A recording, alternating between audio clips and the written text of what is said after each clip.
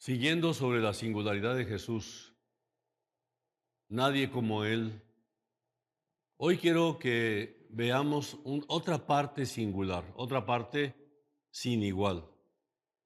Orar como Jesús oraba era el deseo de los discípulos. En Lucas 11:1 dice, aconteció que estaba Jesús orando en un lugar y cuando terminó, uno de sus discípulos le dijo, Señor, enséñanos a orar, como también Juan enseñó a sus discípulos. Algo que debemos resaltar es que no hay cristiano que no sepa orar. Y los discípulos de Jesús ya sabían orar. Jesús sabía que Juan los había enseñado. Pero ahora uno de sus discípulos lo conoció, lo oyó, lo vio. Y yo diría que todos los discípulos del Señor Jesús cada día se asombraban y se llenaban de gran admiración observando a su extraordinario maestro. Cada día descubrirían maravillas, prodigios en él que los dejaba totalmente atónitos. La vida junto a él resultaba una interminable experiencia de gozo y de perplejidad. Y ellos estaban continuamente intentando explicarse de manera satisfactoria quién era ese hombre a quien llamaban Señor. Había viajado con Jesús, cada uno de ellos, por todo Israel, presenciaron conquistas en contra de los oscuros poderes de la enfermedad, de la muerte y la desesperación por toda la tierra. Y los discípulos no olvidarían jamás las poderosas demostraciones de su poder. Recordaban la gratitud reflejada en los ojos de los que habían estado inválidos, ciegos, enfermos, mudos y sordos, así como de los afligidos, los que habían sido sanados y liberados de demonios, enviados de vuelta junto a sus seres amados. Ellos lo presenciaron todo, estaban en primera fila, estaban continuamente asombrados por la sabiduría de la que Jesús hacía gala, contemplándole siempre fijamente, preguntándose cuál sería el secreto de su sabiduría y de su poder. Los discípulos le estaban observando cuando él comía, cuando dormía, cuando enseñaba y viajaba. Ellos le observaban sin cesar. Y aquí Lucas nos dice que Jesús estaba orando. Y cuando hubo acabado, de repente uno de ellos, cuyo nombre no se menciona, cayó en la cuenta, en su corazón, de que de algún modo aquel asombroso poder de Jesús estaba relacionado con su vida de oración. El secreto del poder estaba en la oración. Cuando hubo acabado, hablando a título personal y en nombre de sus condiscípulos, este discípulo le dijo al Señor, Señor, enséñanos a orar. Y continúan diciendo, ahora bien, del mismo modo que hubo un tiempo en que Juan nos enseñó a orar, ¿podrías tú impartirnos esa enseñanza y descubrirnos los secretos de cómo podemos orar? Porque al observarte nos hemos dado cuenta de que, de algún modo, la maravilla y el misterio de tu carácter tienen que estar relacionados con tu vida de oración. Y ha hecho que seamos conscientes de que sabemos realmente muy poco acerca de la oración. Señor, ¿podrías enseñarnos cómo orar? La petición de un verdadero discípulo, porque el discípulo es el que tiene hambre y sed de Dios. El discípulo es el que tiene sed y hambre de la palabra. Es el que busca diligentemente conocer la voluntad de Dios en ella. Es el discípulo que realmente busca capacitarse para reproducirse, para ganar a otros para Cristo. Dios espera que cada uno de nosotros en la iglesia podamos llegar a ese punto al que llegó tal discípulo, con corazón humilde y profundamente consciente de nuestra gran necesidad en este sentido. Debemos clamar tú y yo, como lo hizo este discípulo, y con urgencia, y digamos junto con él: Señor, enséñanos a orar. Porque si somos honestos, realmente no tenemos ni idea de cómo orar como se debe, ni individualmente ni colectivamente como iglesia. Y la prueba de que no sabemos hacerlo está en las personas que tenemos a nuestro alrededor, que no crecen, que no se reproducen, que no maduran y que probablemente se están desanimando. En la parábola de la viuda y el juez injusto, Jesús dijo que es preciso que los hombres oren y no desmayen. Orar en todo tiempo. Es decir, o bien oramos o desmayamos. Lucas 18:1 menciona esto. O sea, una de dos: o oramos para tener poder o nos desanimamos por no tenerlo.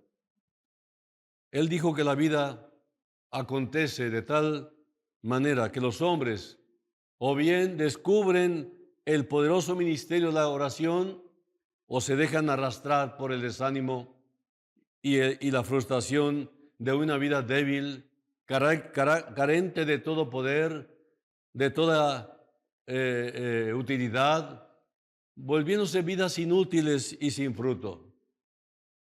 Es evidente que los creyentes no estamos orando como deberíamos hacerlo. Cuando vivimos una vida sin retos, sin compromisos espirituales, esto provoca que haya desánimo, que haya aburrimiento, y esto lleva también al temor, a la incertidumbre, a la caída, a la duda, al desánimo, a la ansiedad, la culpabilidad y desesperación. Es triste contemplar tal cuadro de desolación y no poder hacer nada porque no sabemos. O sea, que se nos olvida o no creemos en verdad que la oración es la fuente del poder. Entonces, aquí va de nuevo la petición de todos los creyentes sinceros y dispuestos al cambio. Señor, urge que nos enseñes a orar como es debido. Cuando los cristianos oran, algo tiene que suceder. Por supuesto que hay creyentes excepcionales y le doy gracias a Dios por ellos, y que hay algunos que han aprendido algo acerca del fortalecimiento de lo que provoca el ministerio de la oración en la vida individual. Algo perfectamente evidente, se nota cuando has orado, se nota cuando has salido del aposento alto, cuando has estado a solas con el Señor en tu cuarto privado. No se puede ocultar la gracia que emanan los que oran, gracia que fluye de tales hermanos.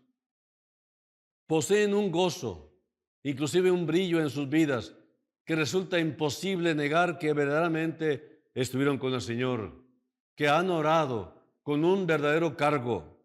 Por fe, confían en obtener una irresistible victoria ya anticipada.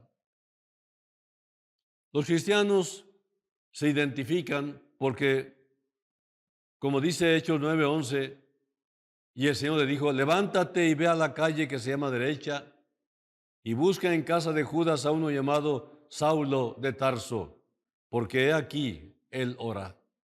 Entonces la identificación o la identidad de un cristiano es que ora. No hay cristiano que no ore. Pero entonces, ¿por qué no suceden cosas extraordinarias? Porque no están orando como es debido. Esto caracteriza la auténtica fe cristiana, la oración. El ministerio de la oración es muy evidente en sus vidas, pero debemos admitir también que son muchos los que se sienten desfallecer realmente, tanto entre la juventud como entre las personas de más edad, y esto demuestra una considerable falta de auténtica oración. Oración suplicante, oración agonizante. Cuando hay falta de impacto en nuestras vidas, falta de fruto que permanezca, honestamente tenemos que reconocer que entre nosotros los creyentes la falta de oración sigue siendo evidente. No hay fruto, no hay evidencias. Y entonces viene la duda de que si son o no salvos. No los que te ven, sino tú mismo en tu interior empiezas a dudar. ¿Realmente soy hijo de Dios? ¿Realmente voy a despertar en el cielo? ¿Por qué? Porque has permitido que la carne tome el control de tu vida. La prueba de que no oramos como un cuerpo, como iglesia, es el débil rendimiento en ese sentido. No hay fruto o muy poco fruto que permanezca. Debo confesar que no lo entiendo, pero parece existir una conspiración silenciosa para evitar a toda costa la reunión de oración. Es notable el poco interés que tenemos por orar, ignorando por completo que si queremos una verdadera reproducción espiritual, es necesario pasar más tiempo en oración perseverante. Es desalentador ver cómo cuando se convoca a reunirnos a oración, muy pocos acuden. No les interesa. ¿Sabes por qué no les interesa? Porque sienten que no tienen necesidad. Leonardo Ravenhill escribió un día: la cenicienta de la iglesia de hoy es la reunión de oración. Esta sierva del Señor es menospreciada y desechada porque no se adorna con las perlas del intelectualismo, ni muestra el encanto de las sedas de la filosofía, ni los deleites de la tiara de la psicología. Ella viste las prendas sencillas de la sinceridad y la humildad, por lo que no teme arrodillarse. Hasta aquí lo que dice Leonardo Ravenhill. No se trata de presionar a nadie a la asistencia obligatoria, a las reuniones de oración, aunque en ocasiones he sentido el deseo de hacerlo, pero debo afrontar un hecho ineludible. Y es que sí, en este sentido, de vital importancia, nosotros, los que somos cristianos, estamos fallando, es sencillamente porque aún no hemos visto de lo que es capaz la oración y el papel que representa en la vida cristiana. Me gustaría pedir que cada uno de nosotros se uniese a este discípulo, al que no se menciona por su nombre, que clamemos con desesperación, con verdadero anhelo, con nuestras vidas carentes de poder, y que digamos: Señor, enséñanos a orar. Cuando pronunciamos estas palabras con corazón sincero, pues hemos dado ya el primer y el más importante paso para descubrir el poder de la oración. Cuando decimos enséñanos a orar, lo estamos haciendo por un sentido de necesidad. Y la oración no es otra cosa que la expresión de la necesidad humana a un Padre anhelante. Cuando oramos es que sabemos que a quien va dirigida la oración tiene lo que le estamos pidiendo. La oración es el clamor de un hijo amado a un padre que tiene un corazón de padre que está dispuesto a derramar todo cuanto tiene para darnos. Y cuando hacemos esta oración: Señor, enséñanos a orar, estamos clamando por un sentido de necesidad. Examinaremos lo que dijo nuestro Señor a estos discípulos en respuesta a su petición. ¿Qué vieron ellos en la vida de Jesús como para que hiciese brotar ese clamor de sus corazones? Otra pregunta: ¿qué fue lo que les impresionó al contemplar a Jesús orando y lo que les convenció de que su vida de oración, su asombroso poder y sabiduría estaban de algún modo relacionados? En primer lugar, ellos fueron testigos de que en el caso de Jesús, la oración era una necesidad, era algo más que una costumbre ocasional por su parte, era una costumbre de toda la vida, era una actitud de mente y corazón, era el ambiente en el que vivía, era el aire mismo que respiraba. Todo cuanto hacía tenía su origen en la oración y oraba literalmente sin cesar. Yo tuve un maestro de la Biblia que se notaba que oraba mucho, un hombre piadoso, un hombre de Dios. Un día fuimos a cenar, ya habíamos ordenado y todo, ya habíamos hecho la petición de la orden y de pronto me dice él, no quisiera hoy cenar, tengo mucho cargo para ir a orar. ¿Puede cancelar la orden para irnos a orar allá a mi cuarto del hotel? Sí, vamos, yo lo acompaño. Cancelé la orden, nos fuimos caminando, estaba al cruzar la avenida, el hotel, ahí donde él se hospedaba. Llegamos y abrimos la puerta del cuarto y él de inmediato se fue a arrodillar al borde de la cama y yo al lado de él. Y él empezó a orar con una ternura, con un cargo que le llevaba hasta las lágrimas. Lógico, yo fui tocado también por sus oraciones, por su oración, con tanto cargo. Tenía mucho cargo por uno de sus hijos, oraba mucho. Y yo empecé a orar también con él, como nunca antes lo había hecho. Como que estábamos frente al Señor, como que casi lo tocábamos, como si estuviéramos en el regazo de Él. Estábamos los dos sumergidos en la oración. No hay nada mejor que estar con un hombre de oración. Así que podemos ver que el apóstol Pablo nos anima a orar, pero dice orar sin cesar. Y al contemplar estos discípulos a Jesús, vieron que oraba efectivamente sin cesar. Es evidente que no siempre era una oración formal, que no se arrodillaba cada vez, aunque lo hacía en ocasiones. No se ponía en pie con la cabeza inclinada en una actitud de oración continua. De haberlo hecho como es natural, no habría conseguido hacer nada.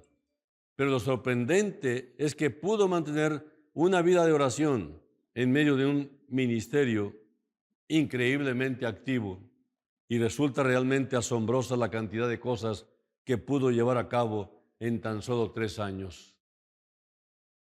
En medio de una vida increíblemente ocupada y de tremenda presión y continuas interrupciones, estaba en constante oración. Su soporte era la oración. Todavía hoy, Jesús resucitado, ¿saben qué está haciendo? Sigue orando. Dice en Romanos 8:34, ¿quién es el que condenará? Cristo es el que murió, más aún, el que también resucitó, el que además está a la diestra de Dios, el que también intercede, o sea, que ora por nosotros. Estaba orando en espíritu al mismo tiempo que sus manos estaban ocupadas sanando. Daba gracias mientras partía el pan y alimentaba a los 5,000.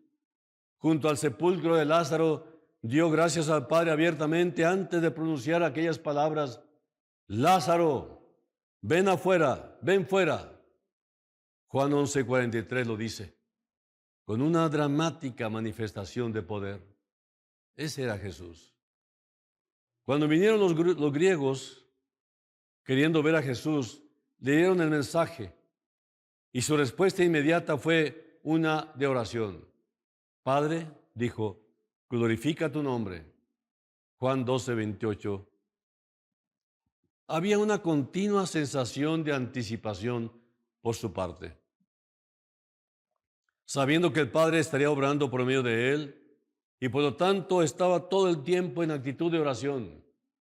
Traía ese espíritu de oración que nos hace falta. Si querías ver de dónde estaba el poder de Jesús, estaba precisamente en ese secreto, la oración secreta. La oración continua, todo el tiempo, sin cesar. Así que Este es el secreto de la oración y de una vida de oración.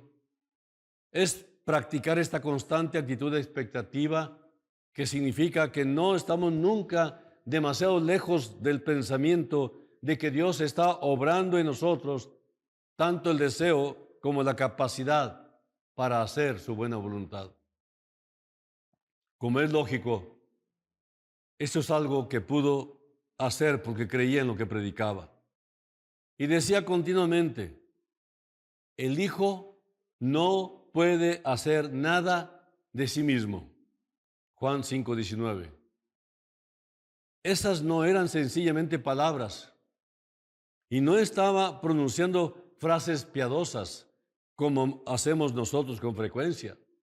No estaba intentando causar una buena impresión a los que le rodeaban, sino que estaba diciendo algo que los dejó asombrados. Pero a pesar de ello, lo dijo de corazón. El Hijo no puede hacer nada de sí mismo.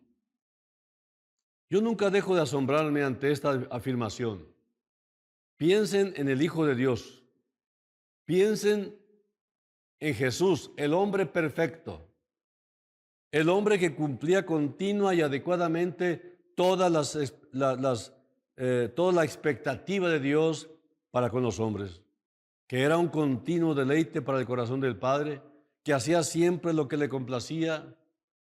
Y pregúntense a sí mismos, ¿hasta qué punto contribuyó como hombre al extraordinario programa de su poder y sabiduría, que ocuparon 3 años de ministerio? Era un hombre portentoso, era un hombre dotado, tenía todo. Pero mírense de esta respuesta. La respuesta es nada. Como hombre no dependió nada, nada como hombre, no contribuyó en nada en absoluto como hombre, porque el Hijo no puede hacer nada que no sea dado por el Padre. Entonces, no hizo nada porque el Hijo no puede hacer nada de sí mismo.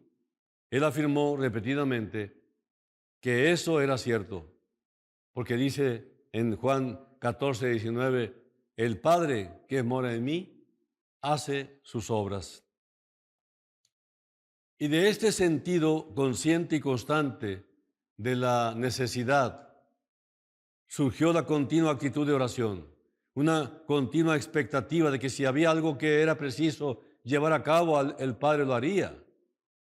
Eso era precisamente lo que se hallaba en el fondo de una asombrosa vida de oración y lo que revela que para él la oración era una absoluta necesidad, una dependencia total de su Padre. Este es nuestro problema. Pues adoptamos una inexplicable actitud de insuficiencia.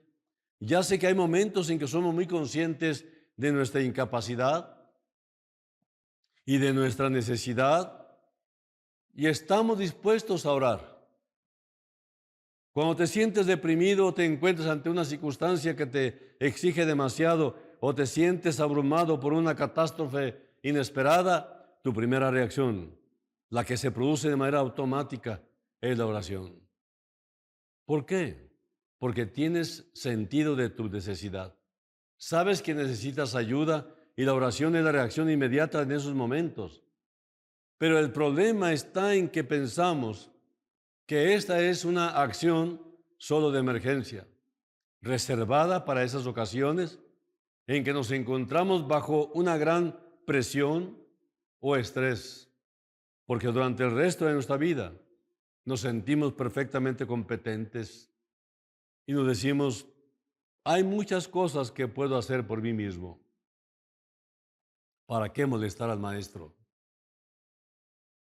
Oraré cuando necesite ayuda, decimos, pero el resto del tiempo me las puedo arreglar yo solo. Bueno, esto es orgullo. No hay hábito de orar en todo tiempo. ¿Por qué? Porque no tenemos urgencia. El Señor mismo dijo, orar siempre y no desmayar. O sea, no te desanimes. Y si no te quieres desanimar, ora siempre. En Lucas 18:1. Pablo enseñó, orad sin cesar. Primera Tesalonicenses 5:17. Velad y orad. Mateo 26:41, Marcos 13:33 y Marcos 14:38 dicen más o menos lo mismo. Dice Mateo, velad y orad para que no entréis en tentación. El espíritu a la verdad está dispuesto, pero la carne es débil. También en Marcos lo dice, velad y orad para que no entréis en tentación. El espíritu a la verdad está dispuesto, pero la carne es débil. Y luego en Marcos 13:33 dice, mirad, velad y orad, porque no sabéis cuándo será el tiempo. El secreto de la vida de Jesús es que nunca dijo que solo oraba cuando le urgía y no se le ocurrió pensarlo ni una sola vez.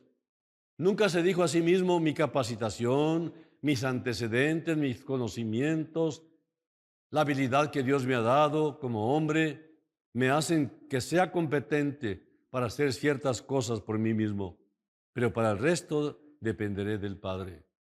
No, él dijo, el Hijo no puede hacer nada de sí mismo, absolutamente nada. En una ocasión, nuestro Señor le estaba hablando a una gran multitud. Mientras hablaba, la multitud le apretaba en la orilla del lago y resultó tan numerosa que ya no se le veía ni oía con facilidad. Entonces se volvió a Pedro, que estaba sentado en la barca a la orilla del mar, y le dijo que remase un poco hacia el interior. Jesús subió a la barca, Pedro remó unos cuantos metros hacia adentro, donde el Señor se le podía ver y oír mejor, y continuó hablando.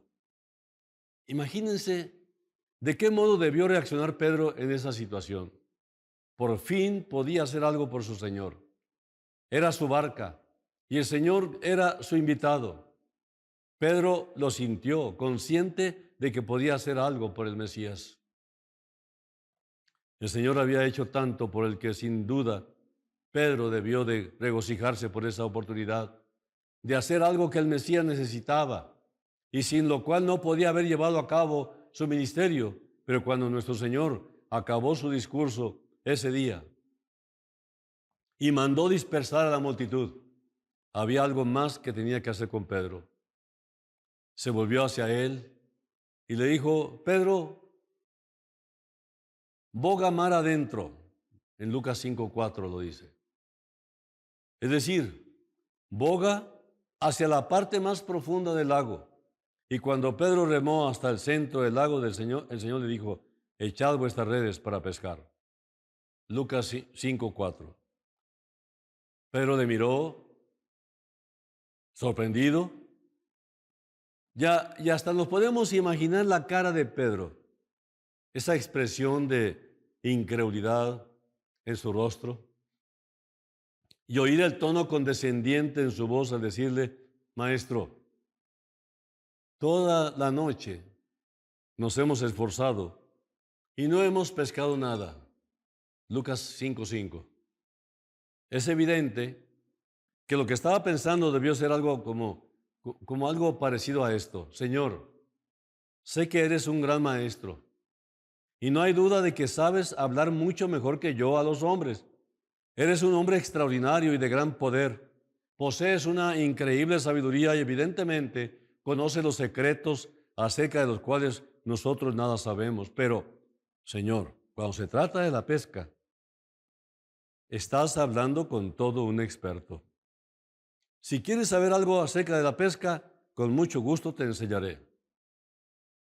Después de todo, Señor, me he criado en este lago, he estado aquí toda mi vida, sé dónde no hay pesca y sé dónde hay, sé dónde pican y dónde no pican los peces. Señor, he estado pescando toda la noche y no he pescado absolutamente nada.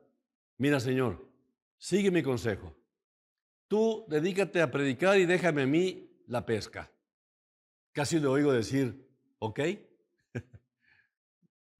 Pero el Señor le contestó: Pedro, echa la red y sacarás abundante cosecha, muchos peces. Bueno, algo en su tono debió ser irresistible, porque Pedro le respondió: por tu palabra echaré la red. Casi diciendo: bueno, ya te dije que no hay peces, pero bueno, por tu palabra voy a echar la red. De modo que echó la red al agua y recogió una gran cantidad de peces, de tal manera que la red comenzó a romperse al intentar meter el pescado en la barca. Al meter Pedro todo aquel pescado en el fondo de la barquita, encontrándose allí en pie con el pescado hasta la altura de sus rodillas, alzó la vista a su Señor con doloroso asombro y le dijo: apártate de mí, Señor, porque soy un hombre pecador. Lucas 5:8. ¿Qué quiso decir Pedro? Lo que quería decir era: Señor, ya entiendo lo que quieres decir. Me doy cuenta de que incluso en aquellos aspectos de mi vida en los que me siento perfectamente competente, te necesito. Pablo lo entendió muy bien cuando escribió: orad sin cesar. Orad en todo tiempo. No dejes de hacerlo, caminando, trabajando, sentado, jugando, en todo momento. 1 Tesalonicenses 5:17. No cabe duda alguna de que eso es precisamente lo que nos está enseñando nuestro Señor. Es algo que debemos aprender, que no hay ninguna actividad en la vida que no requiera la oración. Es un sentido de expectación, de sumo interés ante lo que Dios está obrando. ¿No fue acaso eso lo que sintió este discípulo de nuestro estudio? Puede que incluso fuese Pedro, me imagino que pudo haber sido Pedro, el discípulo que preguntó al contemplar al Señor orando. Sabía que para sí mismo la oración no era otra cosa que una opción. Lloraba cuando le parecía, cuando lo consideraba necesario, pensando que la oración había sido diseñada solo para casos de emergencia, para los grandes problemas de la vida. No necesitamos comenzar precisamente allí. Mientras tú y yo sigamos con vida, y aunque nos vaya de maravilla y todo nos sale bien hasta ahora, necesitamos orar siempre, orar sin desmayar. Es como respirar. Es esta dependencia absoluta de Dios, el secreto del poder de nuestro Señor Jesucristo. El Hijo no puede hacer nada de sí mismo. Juan 5:19. Esta entrevista que voy a realizar, este plano que tengo que hacer para mis estudios, este informe que debo entregar mañana, esta habitación que estoy barriendo, esta oficina que quiero poner en orden, este camino que debo seguir, este juego en el que me dispongo a participar, etcétera, todas ellas son interminables necesidades de las que brota la oración. Orad sin cesar. Alguien le preguntó a una creyente muy querida que trabajaba como camarera cuál era su método de oración, y ella respondió: mira, no sé nada acerca de un método. Sencillamente oro de la siguiente manera. Cuando lavo la ropa, oro diciendo: Señor, lava mi corazón y déjalo bien limpio. Cuando plancho, le digo: Señor, dale un planchazo a todos esos problemas que yo no soy capaz de resolver. Cuando barro el suelo, le digo: Señor, barre todos los rincones de mi vida, de la misma manera que barro yo este suelo. Esa es la verdadera oración. Eso es tener un espíritu de oración. Todo el tiempo transpiras el anhelo de orar. Todo el tiempo. Todo el tiempo dependiendo del Señor. Todo el tiempo buscando su rostro, buscando hacer su voluntad. Dice Proverbios 3:1, Hijo mío, no te olvides de mi ley y tu corazón guarde mis mandamientos. Señor, enséñanos a orar. Enséñanos a orar como tú oras. La segunda cosa que vio este discípulo en Jesús fue que la oración no solo era necesaria, sino que además era algo perfectamente natural. No había la más mínima lucha por su parte a la hora de orar. No tenía que obligarse a sí mismo porque para él la oración no era un acto de autodisciplina o de obligación. Para él no fue nunca una obligación, sino un deleite. Tengo que orar. Nunca expreses así. La oración es lo que te da vida. La oración es lo que te da impacto. Es lo que te da poder. La oración es Dios obrando en el corazón creyente que clama. O sea que no fue una obligación, sino un deleite para el Señor. Para nosotros igualmente, nunca debe verse como una obligación, sino como un deleite. Orar, platicar con el Señor todo el tiempo. Lo que precisamos es tener un sentido de la necesidad. Si le ofrecemos un bocadillo a un hombre que acaba de llenarse con abundante comida, tendrás que persuadirlo para conseguir que lo acepte, ese bocadillo que le hiciste. Y si lo toma, lo hará solo por educación, porque no tiene hambre. Y en cuanto le des la espalda, el bocadillo lo tirará detrás del sofá. ¿Por qué? Porque no tiene hambre. No tiene ni la menor sensación de necesidad. Aunque puede sentirse obligado a aceptarlo, no lo quiere en realidad. Y no tiene el menor valor para él. Pero ahora intenta ofrecerle un bocadillo semejante a un adolescente hambriento. Y tendrás que preparar unos segundos antes de que tome el primero porque tiene hambre. Ese sí tiene hambre. De modo que la oración de Jesús era tan necesaria como el alimento e igualmente natural. Aquí tengo una oración de Jesús en Lucas 10, 21 y 22.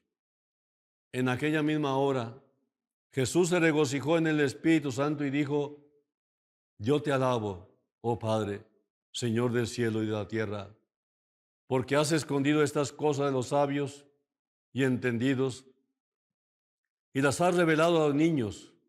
Sí, Padre, porque así te agradó. Todas las cosas me han sido entregadas por mi Padre. Nadie conoce quién es el Hijo sino el Padre, ni quién es el Padre sino el Hijo, y aquel a quien el Hijo lo quiera revelar. Él estaba siempre dando gracias, siempre estaba diciendo: gracias, Padre, gracias por las circunstancias en las que me has colocado, gracias por lo que has planeado hacer al respecto, gracias por la victoria que obtendremos por medio de las circunstancias, gracias por las necesidades que están siendo suplidas. Pablo dijo: dad gracias a Dios por todo, siempre por todo. Al partir el pan para alimentar a los 5,000, elevó los ojos al cielo y dijo: gracias, Padre. En Mateo 14, 19. Durante la última cena, mientras estaba reunido con los suyos en el aposento alto, tomó la copa y cuando hubo dado gracias dijo: tomad, comed. Mateo 26, 26 y Marcos 14, 22. Y a lo largo de toda su vida, la oración fue una expresión de gratitud. En otras ocasiones, la oración era su manera de pedir consejo al Padre. Cuando se dispuso a escoger a sus discípulos, se nos dice que pasó toda la noche anterior en oración, que estaba en petición continua. ¿Pero qué estaba haciendo en realidad? Estaba buscando y recibiendo iluminación y guía de parte del Padre, dándole instrucciones. Sabía que su propia sabiduría era inadecuada para esta labor, de modo que se expuso sencillamente al consejo del Padre y juntos repasaron la lista y hablaron acerca de cada uno de aquellos hombres. Mientras hablaba con el Padre acerca de ellos, sintió una profunda convicción en su corazón y se dijo: este es el escogido. Y cuando hubo acabado, escogió a los 12, incluyendo a Judas. El dar es su obra y la nuestra es recibir. Por lo tanto, la oración debe ser nuestra vida y nuestra respiración. De modo que nadie necesite animarnos a orar, ya como nadie tendría que animarnos a que respiremos o a que comamos. Sabemos que debemos de orar, como comer, como respirar. En el Lincoln Memorial en Washington, D.C., hay unas asombrosas palabras grabadas en las paredes del memorial del discurso de Gettysburg que pronunció Lincoln, y en el otro lado su segundo discurso inaugural. Las palabras del segundo discurso inaugural me conmovieron profundamente y produjeron un gran impacto en mí porque se parecen más a las palabras de un sermón que a las de un discurso político. Hay muchas referencias a Dios en su breve esfera de acción. Me hizo recordar que cuando Lincoln llegó a la presidencia no era cristiano, él mismo lo dijo, pero al caer sobre él el terrible peso de su responsabilidad y al sentir en su corazón el sufrimiento de la guerra, dijo al pronunciar su discurso en Gettysburg que al caminar entre la sepultura de los soldados fue de repente consciente de que necesitaba un Salvador. Más adelante dio testimonio personal diciendo que fue precisamente allí cuando se convirtió, cuando le entregó su vida a Cristo Jesús. Lincoln aprendió a orar y para él el propósito de la oración no era conseguir que Dios hiciese lo que el hombre quisiese, sino colocar al hombre en el lugar en el que pudiese descubrir los propósitos de Dios y experimentar la fortaleza de depender de los brazos eternos. Lincoln dejó este testimonio acerca de la oración diciendo: muchas veces he sentido la necesidad de caer de rodillas ante la poderosa convicción que no tenía ningún otro lugar a donde ir. Mediante la fortaleza de esa continua confianza en Dios, se convirtió en uno de los más grandes presidentes de los Estados Unidos de América. Bueno, esto lo leí y lo traje aquí para ustedes. Realmente quiero terminar con una oración. Y tengo una oración escrita aquí, que dice así: Padre, ¿qué podemos decir en esta hora, sino clamar como lo hicieron los discípulos? Señor, enséñanos a orar. Muéstranos nuestra necesidad. Arranca este velo de nuestros ojos que nos hace creer que somos autosuficientes. Libéranos de este engaño satánico, de esta extendida filosofía de que nuestro conocimiento, nuestros estudios, nuestro adiestramiento pueden ser unos antecedentes adecuados para llevar a cabo nuestra actividad. Danos más bien este sentido consciente de dependencia.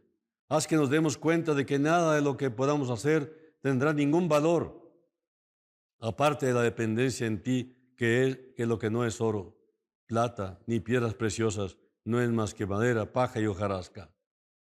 En el nombre de Jesús. Amén. Es extraordinario el trabajo de Dios cuando oramos. No tenemos la menor idea de lo que provoca un avivamiento. El avivamiento comienza con un solo individuo que trae este espíritu de oración, este cargo. Orar por la nación, orar por el presidente, orar por los que nos gobiernan. Orar en todo tiempo por todos los que están en eminencia. Orar por los patrones, orar por los empleados, compañeros. Orar en todo tiempo, orar sin cesar. Estás en la escuela, ora por tus maestros y tus compañeros. Estás en el trabajo, ora por tus patrones y por tus compañeros. Eres un patrón, ora por tus empleados, por tus negocios. En todo tiempo hay que orar. ¿Y sabes qué significa eso? Significa que todo lo llevas a Dios para depender de Él, para que recibas de Él las instrucciones de cómo debe operar tu trabajo y tu vida.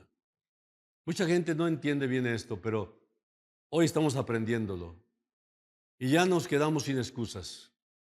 Si carecemos de poder, si carecemos de impacto, si carecemos de fruto, si no hay reproducción espiritual, es precisamente eso, que nos falta poder, nos falta oración, la oración de poder, la oración secreta, en ese cuartel, en ese lugarcito, en ese rincón, que Dios te ve en secreto, te oye en secreto y te recompensará en público. Los invito, hermanos y amigos, a que probemos la oración. Unos con oración penitente, porque quieren salvación eterna por sus almas, quieren limpieza de sus pecados. Esa es una oración de un penitente, de uno que reconoce que está mal delante de Dios y que quiere el perdón. Y la otra oración del creyente verdadero es: Señor, heme aquí, envíame a mí. Todo el trabajo es depender de Dios. ¿Quieres fruto? Depende de Dios. Querida iglesia, gracias por su fidelidad. Ya falta poco para que volvamos a reunirnos presencialmente.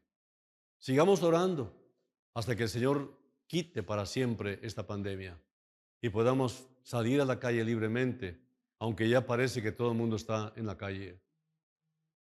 Yo les invito en el nombre del Señor a que tomemos en serio la oración. Señor, enséñanos a orar como tú oras hasta el día de hoy. Guíanos, Señor, a penetrar este umbral que nos lleve a tu misma presencia en el nombre de Jesús, para suplicarte, Señor, para dejarte nuestra vida en depósito, para que te sirvas de nosotros, porque nosotros no podemos hacer nada de nosotros mismos, sino lo que diga el Padre, lo que digas tú. Aquí está mi vida, y aquí está la vida de mis hermanos que también están ofreciéndose. Tómanos en cuenta para tu servicio. Hágase, Señor, tu voluntad. Trae salvación, trae avivamiento, trae un despertamiento de la iglesia. Quita el estar somnolientos y danos, Señor, por fin un despertar glorioso donde influimos a la sociedad, influimos a todo el mundo a través de nuestra entrega individual a Jesús. Guíanos pues, Señor, en tus manos dejamos nuestra vida, en el nombre de Jesús. Amén. Que Dios los bendiga y que Dios los bendiga en su tiempo de oración, que a partir de hoy seguramente lo van a hacer. Un abrazo para todos y nos vemos la próxima.